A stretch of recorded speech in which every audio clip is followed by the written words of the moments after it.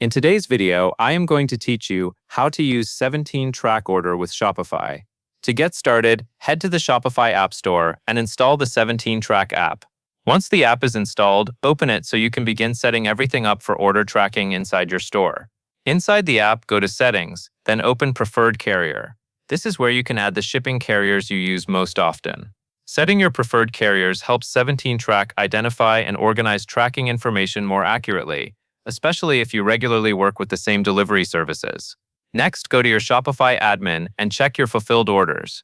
Make sure each fulfilled order has both a tracking number and a carrier assigned.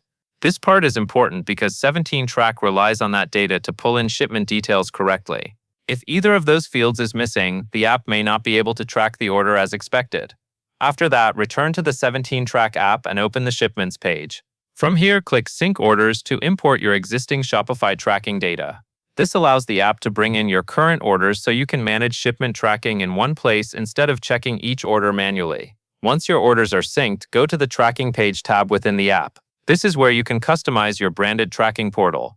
A branded tracking page gives customers a more professional experience because they can track their orders directly through your store instead of relying only on third-party carrier pages. When your tracking page is ready, click Enable.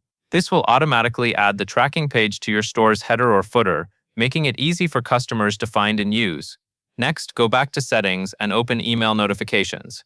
Here you can enable automated status updates for your customers. This helps keep buyers informed as their orders move through the shipping process, which can reduce support requests and improve the overall customer experience. If needed, you can also enable drop shipping mode in the app settings. This is optional, but it is useful if you want to hide certain carrier details or origin information from customers. Finally, click Save Changes to apply everything you have set up. Once that is done, your 17track integration with Shopify should be ready to use. That covers everything you need to know.